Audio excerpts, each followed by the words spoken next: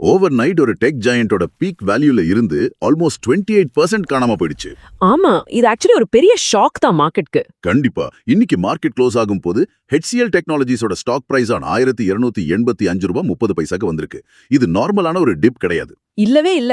கடந்த 22 மாதங்களா இல்லாத அளவுக்கு இது ஒரு ப்ரூட்டலான லோ. ரைட். 52 வீக் ஹையான $1770 பார்த்தால் ஆல்மோஸ்ட் 27.8% வைப் அவுட். ஒரு அன்ஸ்டாப்பபிள் ஃபோர்ஸான AI 3.48 lakh crore market cap உள்ள ஒரு ட்ரெடிஷனல் IT ஜாயிண்ட் மேல மோதும் போது என்ன ஆகும்? அதுதான் இப்ப நடந்துட்டு இருக்கு. எக்ஸாக்ட்லி. இதுதான் இன்னைக்கு நம்ம பார்க்க போற டாபிக். இன்றைய டீப் டைவில் உங்களை அன்புடன் வரவேற்கிறோம். HCL டெக்னாலஜி ஸ்டாக்கோட மிகப்பெரிய வீழ்ச்சி மற்றும் அதுக்கான இன்வெஸ்ட்மெண்ட் ஸ்ட்ராட்டஜி பத்தி தான் இன்னைக்கு நம்ம டீடைல்டா டிஸ்கஸ் பண்ண போறோம். கண்டிப்பா நிறைய ரீட்டைல் இன்வெஸ்டர்ஸ் இப்போ ஒரு பேனிக் மோட்ல இருக்காங்க. எங்களோட இந்த முயற்சிக்கு நீங்க ஆதரவளிக்க இந்த வீடியோவை லைக் பண்ணுங்க, சப்ஸ்கிரைப் பண்ணுங்க. We happily announce now we are offering portfolio analysis service. அதாவது உங்களுடைய இன்வெஸ்ட்மெண்ட் போர்ட்ஃபோலியோவை ஆழமாக அனலைஸ் செய்து எங்க மாற்றம் தேவை அப்படிங்கறத ஒரு ரிப்போர்ட்டாக நாங்க வழங்குவோம். If anyone is interested, please fill out the Google form link in the description. இது கண்டிப்பா நிறைய பேருக்கு யூஸ்ஃபுல்லா இருக்கும், எஸ்பெஷலி இந்த மாதிரி மார்க்கெட் ஃபால்ஸ் அப்போ. ஆமா. இப்போ இந்த 10.82% சிங்கிள் டே ஃபால் ங்கிற விஷயம் எதனால வந்துச்சுன்னா இது ஒரு perfect storm. Q4 FY26 results market சுத்தமா எதிர்பார்க்கல. வெயிட், எனக்கு இந்த Q4 நம்பர்ஸை பார்க்கும்போது ஒரு சின்ன கன்ஃபியூஷன் இருக்கு. சொல்லுங்க. ரூபி டேர்ம்ஸ்ல இயர் ஆன் இயர் growth 12.3% இருக்குன்னு பார்க்கறோம். ஒரு பெரிய ஐடி கம்பெனி வருஷத்துக்கு 12% மேல வளருதுங்கிறது ஆக்சுவலி ஒரு நல்ல நம்பர் தானே. அப்புறம் ஏன் மார்க்கெட் அதை ஒரு டிசாஸ்டராக பாக்குது? ஆக்சுவலி நம்ம YOV growth மட்டும் வச்சு ஒரு டெக் கம்பெனியை ஜட்ஜ் பண்ண முடியாது. ஏன்னா அது கடந்த ஒரு வருஷத்தோட ஃபுல் ஸ்டோரி. மார்க்கெட் எப்பவும் கரண்ட் மொமெண்டம் எப்படி இருக்கும்னு தான் பார்க்கும். ஓகே, சோ கரண்ட் மொமெண்டம்னா குவார்டர் ஆன் குவார்டர் பார்க்கணும், right? Correct. QOQ revenue growth பார்க்கணும். இது வெறும் 0.3% மட்டும் தான் இருக்கு.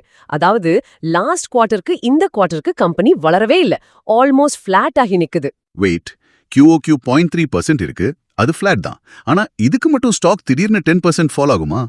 இது ஒரு நார்மல் பிசினஸ் சைக்கிளாக கூட இருக்கலாம் இல்லையா? அங்கதான் கேட்ச் இருக்கு. இந்த ஃபிளாட் growth ஆக்சுவலி ஒரு இல்யூஷன்.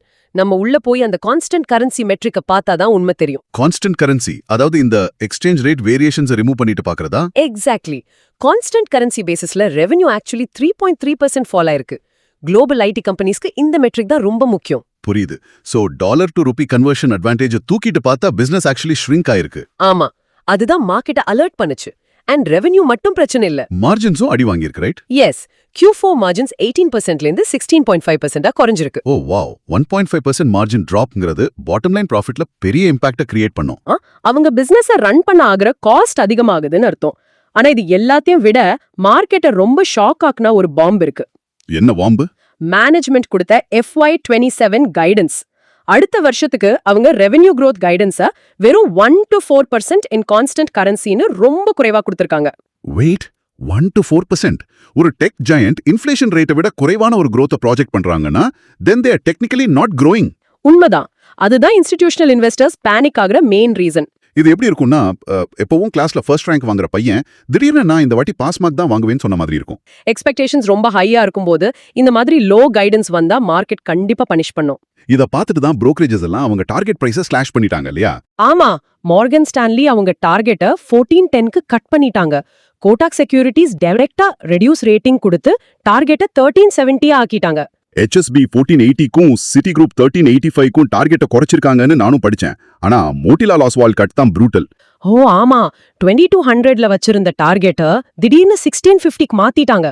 ஒரு 550 rupees target cut in a single day. Brutal. But here's where we need to look deeper. எனக்கு இந்த டீடைல்ஸ் எல்லாம் பார்க்கும்போது ஒரு சின்ன டவுட் வருது. சொல்லுங்க, என்ன டவுட்?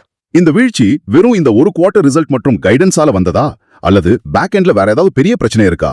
ஏன்னா மார்ஜின்ஸ் திடீர்னு டிராப் ஆகுறதெல்லாம் பார்த்தா கோர் பிசினஸ் மாடல்லயே ஏதோ ஒரு கிராக் விழுந்த மாதிரி தெரியுது. நீங்க எக்ஸாக்டாக ரூட் காஸ்க்கு வந்துட்டீங்க. இது வெறும் ஒரு சைக்கிளிக்கல் ஸ்லோ டவுன் கிடையாது. இத புரிஞ்சுக்க நம்ம AI led deflation என்கிற கான்செப்டை தெளிவா பார்க்கணும். AI led deflation. நார்மலி நம்ம எக்கானமில டீஃப்ளேஷன்னா பொருளோட விலை குறையுதுன்னு பார்ப்போம். ஆனா ஒரு டெக் சர்வீஸ் கம்பெனிக்கு AI எப்படி டீஃப்ளேஷனை கொண்டு வருது? Good question. Traditional IT companies எப்பவுமே FTE, அதாவது ஃபுல் டைம் ஈக்குவலண்ட் மாடல்ல தான் பில்ட் பண்ணுவாங்க. ஒரு சாஃப்ட்வேரை மெயின்டைன் பண்ண 100 என்ஜினியர்ஸ் தேவைன்னா அந்த 100 பேரோட பெர் ஆர் காஸ்ட்டை பில்ட் பண்ணுவாங்க. ரைட், அது ஒரு லீனியர் growth மாடல். வளரணும்னா ஆட்களை அதிகமாக்கணும். எக்ஸாக்ட்லி. இப்போ AI வந்துருச்சு. ஜெனரேட்டிவ் ஏஐ டூல்ஸ் கோபைலட்ஸ் எல்லாம் வந்த பிறகு அந்த 100 பேர் செய்யற வேலையை இப்போ 20 பேராலேயே எஃபிஷியன்ட்டாக முடிக்க முடியும். ஓ வெயிட், அப்போ the client will naturally ask for a discount. உங்களால இப்ப ஏஐ யூஸ் பண்ணி வேகமா வேலை செய்ய முடியுது, அப்ப ஏன் நான் பழைய ரேட்டை கொடுக்கணும்னு கேட்பாங்க. Spot on. கிளைண்ட் சைட்ல இருந்து பார்த்தா இது காஸ்ட் சேவிங். ஆனா HCL மாதிரி அவர்ஸை நம்பி பில் பண்ற கம்பெனிஸ்க்கு இது டைரக்ட் ரெவென்யூ டிஸ்ட்ரக்ஷன். வேலை சேம் தான், அவுட்புட் சேம் தான், ஆனா பிரைசிங் குறையுது. சோ இதுதான் ஏஐல டிஃப்ளேஷன். வாவ். ஆமா, மேனேஜ்மெண்ட் என்ன சொல்றாங்கன்னா அடுத்த 3-4 வருஷங்கள்ல HCL ஓட டோட்டல் ரெவென்யூல 15-20% ரெவென்யூ இந்த ஏஐ டிஸ்ரப்ஷனால டைரக்ட் ரிஸ்க்ல இருக்கு. Wait, 15 to 20% of a multi-billion-dollar revenue is staggering. இது எப்படி இருக்குன்னா கம்ப்யூட்டர் வந்த புதுசுல டைப்ரைட்டர் பிசினஸ் அடி வாங்கின மாதிரி இருக்கு. கரெக்ட். இப்போ ட்ரெடிஷனல் ஐடி பிசினஸ் அடி வாங்குது. இப்போ HCL தங்களை எவ்வளவு சீக்கிரம் ஏஐக்கு மாத்திக்கிறாங்கங்கறத பொறுத்து தான் அவங்க எதிர்காலம் இருக்கு. உண்மை. கூடவே இப்போ கிளைண்ட் சைட்லயும் நிறைய இஷ்யூஸ் இருக்கு. US டெலிகாம் கிளைண்ட்ஸ் அவங்களோட பட்ஜெட்டை ஹெவிலி கட் பண்ணிருக்காங்க. SAP ப்ராஜெக்ட்ஸ்ல கேன்சல் ஆயிருக்கு. ஆமா, கிளையன்ட்ஸ் இப்போ டிலேடு டிசிஷன் மேக்கிங் மோட்ல இருக்காங்கன்னு கேள்விப்பட்டேன். முன்னாடி 3 மாசம் ஆகுற ப்ராஜெக்ட் அப்ரூவல் இப்போ 9 மாசம் ஆகுதான். எக்ஸாக்ட்லி. கிளைண்ட்ஸ் யோசிக்கிறாங்க, நம்ம இப்போ இந்த ட்ரெடிஷனல் சாஃப்ட்வேருக்கு இவ்ளோ ஸ்பெண்ட் பண்ணணுமா இல்ல ஏஐ இன்னும் இவால்வ் ஆகும் வரை வெயிட் பண்ணலாமான்னு. ஓகே, சோ மேக்ரோ என்வாயன்மெண்ட் வீக்கா இருக்கு, ஏஐ டீஃப்ளேஷன் ஒரு த்ரெட்டாக இருக்கு. இதெல்லாம் கேட்கும்போது கம்பெனியோட ஃபியூச்சர் டார்க்கா ஆக மாதிரி ஒரு ஃபீல் வருது. ஆனா let's step back for a second. Sure. எல்லாம் சரிதான். ஆனா HCL இன்னும் சாதாரண கம்பெனி இல்லையே. 3.48 lakh crores மார்க்கெட் கேப் உள்ள ஒரு லார்ஜ் கேப் கம்பெனி. இப்போ அவங்களோட பலம் என்னன்னு பார்க்கலாம். பேலன்ஸ் ஷீட் எப்படி இருக்கு? HCL ஓட கோர் ஃபினான்ஷியல் மெட்ரிக்ஸ் இப்பவும் எக்ஸ்ட்ரீம்லி ரோபஸ்டாக தான் இருக்கு. முதல்ல அவங்களோட டெட் டு ஈக்விட்டி ரேஷியோ வெறும் 0.09. வெயிட், ஆல்மோஸ்ட் ஜீரோ டெட் கம்பெனியா? ஆமா. யுஎஸ்ல இன்ட்ரெஸ்ட் ரேட்ஸ் எல்லாம் ஹையர் ஃபார் லாங்கர்னு சொல்ற இந்த டைம்ல டெட் இல்லாதது ஒரு மேசிவ் அட்வான்டேஜ். வட்டி கட்டதே இல்ல. எக்ஸாக்டாக. ரெண்டாவது அவங்களோட ஃப்ரீ கேஷ் ஃப்ளோ. HCL கிட்ட தற்போது 15,464 கோடி ரூபாய் ஃப்ரீ கேஷ் ஃப்ளோ இருக்கு. வாவ், 15,000 கோடி ஃப்ரீ கேஷ். அதை வச்சு அவங்க புது ஏஐ ஸ்டார்ட் அப்ஸ் அக்வயர் பண்ணலாம், இல்ல ஹெவியாக R&Dல இன்வெஸ்ட் பண்ணலாம். கண்டிப்பா. Cash is king during a transformation. And return ratios கூட ரொம்ப ஸ்ட்ராங். ROE 25.23% இருக்கு மற்றும் ROCE 30.84% இருக்கு. மார்ஜின் கம்ப்ரஷன் இருக்கும் போதும் இந்த அளவுக்கு 30% மேல ROC மெயின்டைன் பண்றது மேனேஜ்மெண்டோட காஸ்ட் கண்ட்ரோலை காட்டுது. உண்மை. அண்ட் இது எல்லாத்தையும் விட ஒரு பெரிய பாசிட்டிவ் இருக்கு. Dividend yield. தற்போதைய விலையில் HCL ஓட டிவிடெண்ட் ஈல்ட் 3.75%. இந்த டிவிடெண்ட் ஈல்டு தான் ஸ்டாக் பிரைஸ் ஒரு லிமிட்க்கு கீழே விழாமல் தடுக்கும் ஒரு சேஃப்டி நெட். அப்போ வேல்யூவேஷன் இப்போ சென்சிபிளா வந்திருக்கா? வேல்யூவேஷன் இப்போ ரீசனபிள் ஜோனுக்கு வந்திருக்கு. IT industry average PE ratio 25-30 ரேஞ்ச்ல இருக்கும் போது HCL ஓட PE ரேஷியோ இப்போ 23.75 இருக்கு. EV/EBITDA 22.6 இருக்கு. So it's not screamingly cheap, ஆனா definitely fair value zoneல இருக்கு. கரெக்ட். ஓகே, இப்போ கேட்பவர்களுக்குள்ள மிகப்பெரிய கேள்விக்கு வருவோம். இந்த சரிவை நாம் எப்படி பார்க்க வேண்டும்? வாங்கலாமா வேண்டாமா? What is the investment strategy here? இத 3 விதமான டைம் ஃப்ரேம்ஸ்ல பிரிச்சு பார்க்கணும். முதலில் short term traders. Technical analysis சார்ட்ல ஸ்டாக் பிரைஸ் இப்போ அனைத்து மேஜர் மூவிங் ஆவரேஜஸ்க்கும் கீழே ட்ரேட் ஆகுது. So it's a clear bearish trend. ஆமா. சோ ஷார்ட் டேர்ம் ட்ரேடர்ஸ் இப்போதைக்கு இதை அவாய்ட் செய்வதுதான் நல்லது. ஃபாலிங் லைஃபை கேட்ச் பண்ண கூடாது. புரியுது. அப்போ medium term strategy 1 to 2 years time frame வச்சிருக்கிறவங்க என்ன பண்றது? அவங்க ஒரு காஷியஸ் அப்ரோச் எடுக்கணும். ஸ்டாக் பிரைஸ் 1250ல இருந்து 1280 லெவல்ல தான் மேஜர் சப்போர்ட் இருக்கு. அந்த லெவல்ல ஸ்டெபிலைஸ் ஆகும் வரை காத்திருக்க வேண்டும். உடனே பல்காக இன்வெஸ்ட் பண்ண வேண்டாம். Right. And long term investors 3 to 5 years hold பண்ண ரெடியாக இருக்கிறவங்க, அவங்களுக்கு இது ஒரு சிறந்த வாய்ப்பு.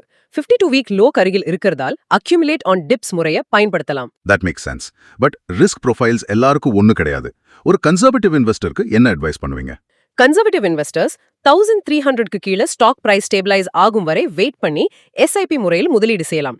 அந்த 3.75% டிவிடெண்ட் ஈல்ட் அவங்களுக்கு உதவும். அண்ட் அக்ரெசிவ் இன்வெஸ்டர்ஸ் அவங்க இந்த 28% டிஸ்கவுண்ட்டை ஃபுல்லாக கேப்சர் பண்ண நினைப்பாங்க. ஆனா ஒரு வார்னிங், டோட்டல் போர்ட்ஃபோலியோவில் 3 to 5% மட்டுமே இந்த ஸ்டாக்கு அலோகேட் பண்ண வேண்டும். 1200 ஸ்ட்ரிக்ட் ஸ்டாப் லாஸ் ஆக வைத்துக் கொள்ளலாம். Got it. Finally, growth investors எந்த மெட்ரிக்ஸை க்ளோஸ்லி வாட்ச் பண்ணணும்? growth இன்வெஸ்டர்ஸ் HCL ஓட அட்வான்ஸ்ட் AI சர்வீசஸ் எப்படி வளருதுன்னு பார்க்கணும். இப்போ இது $620 மில்லியன் தருது. இந்த செக்மெண்ட் டபுள் டிஜிட் growth காட்டுதா மற்றும் EBITDA மார்ஜின்ஸ் திரும்ப 18%க்கு மேல வருகிறதான்னு தொடர்ந்து கண்காணிக்க வேண்டும். Tell me in the comments which stock should I analyze next. நீங்க எந்த ஸ்டாக்கோட அனாலிசிஸ் பார்க்க விரும்புறீங்கன்னு கீழே கமெண்ட்ஸ்ல சொல்லுங்க.